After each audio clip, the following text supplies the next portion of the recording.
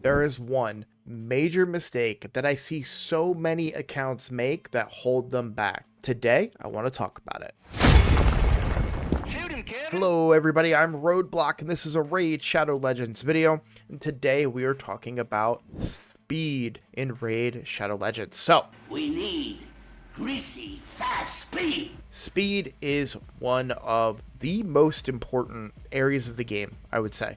Now, sure, there are super slow teams, there's go second teams, there's, teams that maybe don't care about speed as much as others, right? Like, I get that. But overall, in a general look at the game, I would put speed as being the most important. Because if you don't have enough speed, you may never even get a chance to do anything that you want in a particular fight at any given kind of stage. So let's kind of talk about speed a little bit. Let's talk about why it is such a priority, how you can improve your speed. And yeah, I think that's probably what we'll talk about. So first, let's kind of talk, why is speed so important? Look, a lot of you are watching this and probably saying, duh, Roadblock, speed is important. But for every one of you, I'm telling you, there are 10 people that don't know, okay? Something that I think we forget all the time is that Raid Shadow Legends is a mobile game, okay? Just because there is a group of us who are die hard, try hard, like watching YouTube videos, making YouTube videos, doing all the things,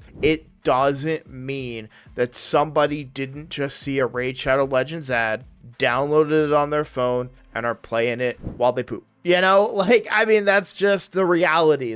That's how some people probably play Raid Shadow Legends. Listen up, I just got a new promo link that you can use to follow along with me on my latest free-to-play adventure and get a free Elenaril as well as 3 more powerful epics as you level up. Here's how to do it. Log out of Play and Play and uninstall. Click the link in the description and register with a brand new email. Launch Raid and complete the tutorial. Go to your inbox and claim your first champ. Don't miss out on your chance to get Elenaril right after signing up, as well as Fayne, Uugo, and Tagoar as you progress through Raid. Click on my link right now and let's crush this together. The fact of the matter is, maybe they won't watch a video, but this is for new players to Raid Shadow Legends that have started to struggle and want to know how to get better. That's how I started Googling Raid Shadow Legends. Man, I'm having trouble with this boss. What is the secret to this boss? How do I beat this boss? Oh, look, here's a guide. Oh, speed boots. Okay, right? Speed is so important in this game. If you're slow, you're just not getting as many turns. And ideally, you just want to generate more turns as often as possible. And at the very least, you kind of want to be faster than the boss in a lot of cases so that you can get your proper setup, right? Let's say there's a boss that puts a bunch of debuffs on you. Well, placing block debuffs doesn't do anything for you if the boss goes first and all those debuffs are applied and you go to put block debuffs up and, oh, you're under block buffs, so that didn't work and now your team is wiped, right? So speed is important in that aspect. Likewise, when you're trying to place debuffs on the enemy before your attackers go, right? So speed is not just about going first, it's also about making sure that the right person goes first. And those are the kinds of things that I think get lost a lot, especially in today's raid world. The majority of content creators, and you could put myself up there as well, have been playing the game for a long time. They're deep into it. They have very fast champions. They have very high gear. So when they build a team and they say, hey, yeah, use these 2 champions, we'll use Sand Devil as an example, just because it kind of, I know there's a slow version of this team, just to throw it out there, right? But we do have this classic team, Newt and Godseeker. So if you try to run this team with both of them being 100 speed, that's not going to work, right? You need to be generating the turns in order for her revive to come off cooldown, right? If you're not taking the appropriate amount of turns, it's still on cooldown when she's supposed to be reviving Newt. Just as one example, if you're familiar with this team, it was the first one that came to mind, right? Old school arena teams where you can kind of have the setup that you want find a team that you want to fight, and you're going to say, we'll take this team out, and then we can go with maybe just a more traditional team here. So Arbiter in the lead. Arbiter on this account is my second fastest champion. Then we would say, okay, well, let's bring somebody that brings decreased defense. You know, again, we're just, oh, you know what? We'll go decreased defense and weaken. We'll go very classic here. We'll go Lydia. Then we'll say, all right, let's bring some damage. And we need to ignore unkillable, so we want to get through that. So we'll bring our damage dealer, and just in case we don't have enough damage, or you know what, let's say just in case we're too slow, we might want to bring somebody that maybe could survive if we lose control of the fight. It's just making up a team here on the fly. So we'll throw this in here, and let's see what happens with the speed.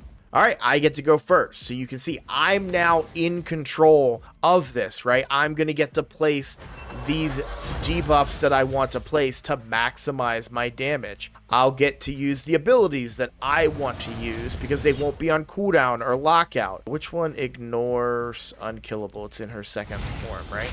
So I was able to look at that enemy team, what they brought, right? They brought that unkillable, which can be very frustrating to deal with, but I brought somebody that could do damage through unkillable, and there you go, right? Now, obviously, there's a big flaw in that plan, which is, what if I'm slower? And that could suck, right? So let's kind of break it down a little bit and kind of talk basics here. So when it comes to speed, for the champions that I want to be very, very, very fast, I'm looking at a couple of different sets. I am looking at protection set as an option. You do get 24, so 36 speed? No, 30, yeah. God, I hate math. No, 34 speed. Yeah. So you can get 24, 6, 32 speed. I figured it out. 32% speed, right, with protection, right? So that's pretty reasonable. The other set that really comes to mind is going to be your speed set. That's going to be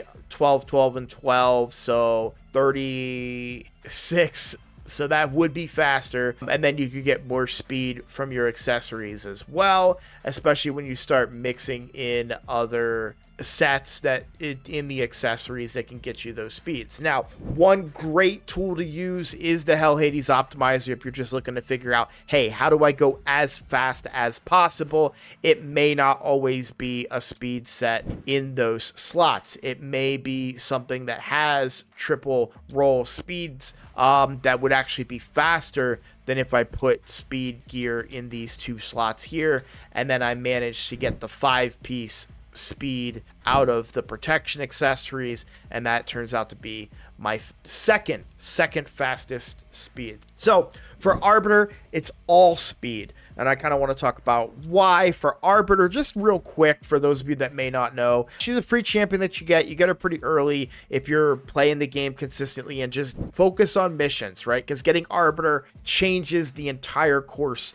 of your game. She's usable everywhere, she's good everywhere, maybe not great everywhere, but she's good everywhere. But the main area that she's going to help you out is going to be Arena, because she has a 30% aura in Arena for speed. Again, we'll talk about auras in a second, but then she has a turn meter boost with increased attack, meaning that in that example that I just showed you, she boosted the attack of Mezimel and made Mezimel hit harder. I didn't need it per se. You kind of don't need it as much in the late game, but in the mid game, well, in the late game, but in the mid game, in the early late game, and the early game especially, increased attack is massively beneficial to your champions. So the ideal kind of build for Arbiter is just all out speed. Accuracy, she could use it, but it's not really as important. This ability gains it. She does bring weaken. If you're building her for like your, very early game, maybe you get her before you get any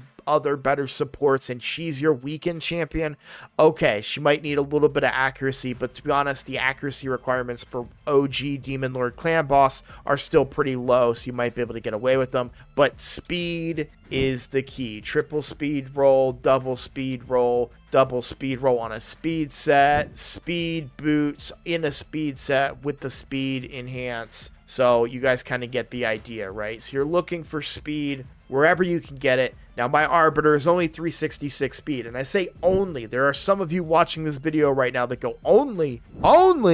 My Arbiter is 166 speed. Well, prioritize the speed. Try to get her to be as fast as possible. Focus on speed.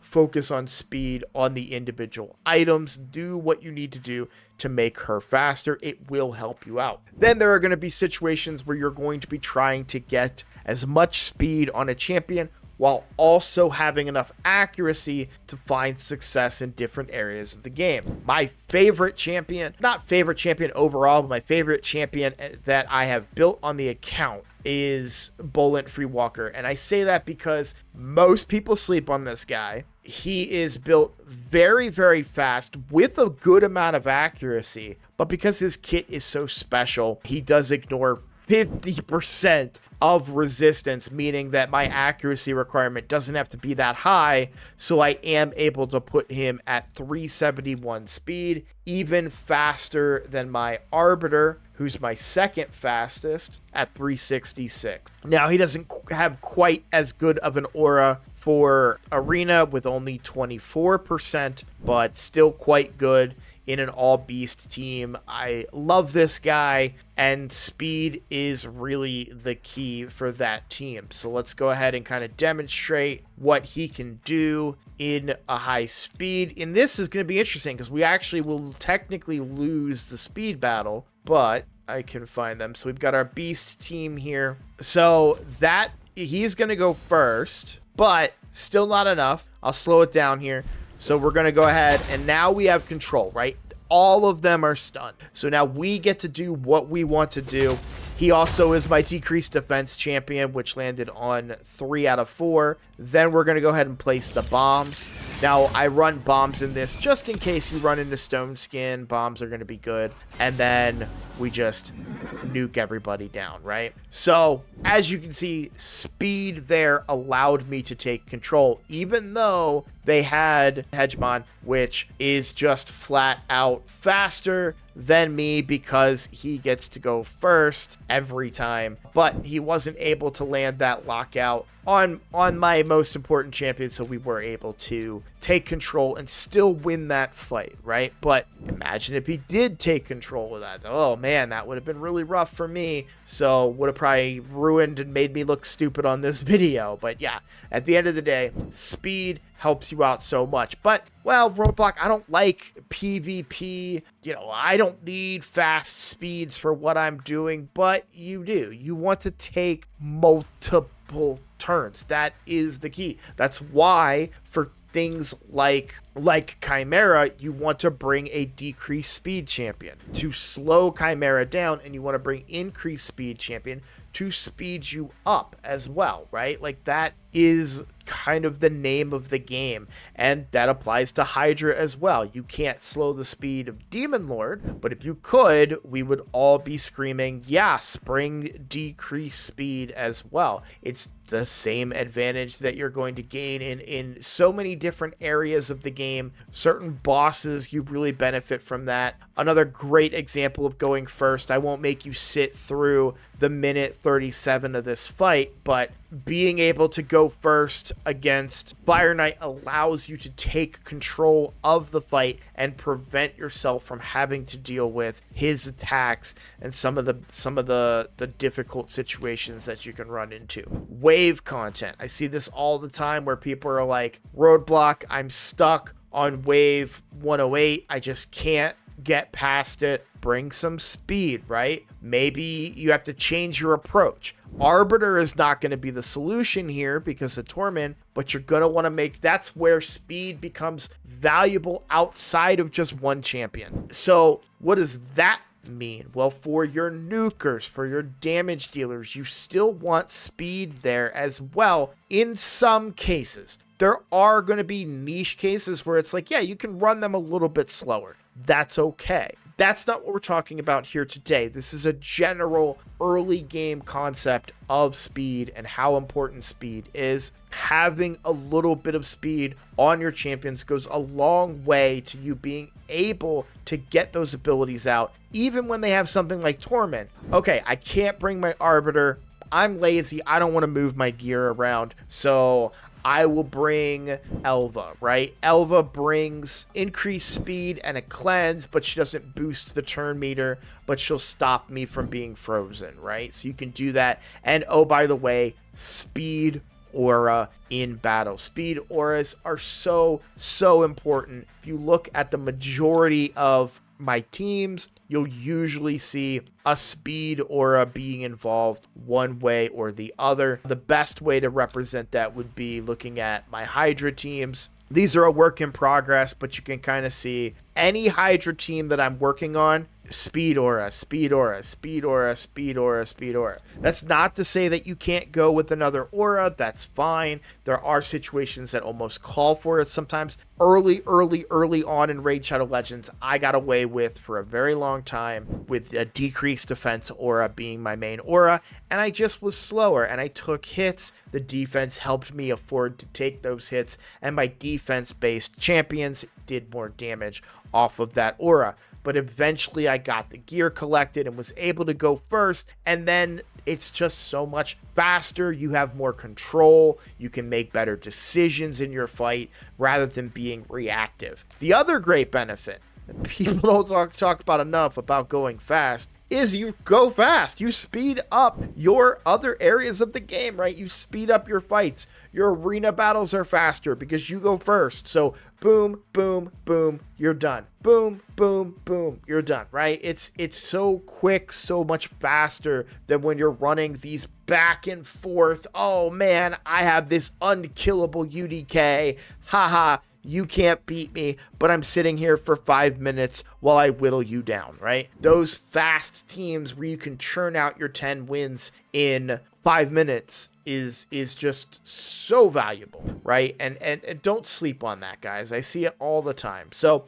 if you're struggling in Raid Shadow Legends, my number one recommendation is take a look at your speed. Compare those speeds to the speeds of the boss. Where do you find those? Hell Hades is a great site where you can break down the speeds of the boss, depending on the stage and the difficulty, all those things, right? So highly recommend that, and highly recommend using speed on your account. So just a little PSA for you guys. Wanted to let you know, hey, speed is important. If you're not utilizing it and you wanted something like a takeover, that's probably going to be the first thing I'm going to notice is, why are your champions so slow? It's my number one thing that always pops up in a takeover. Either way, guys, I want to say thank you so much for watching today. If you are new here, please consider subscribing, and I look forward to seeing all of you in the next video. Take care.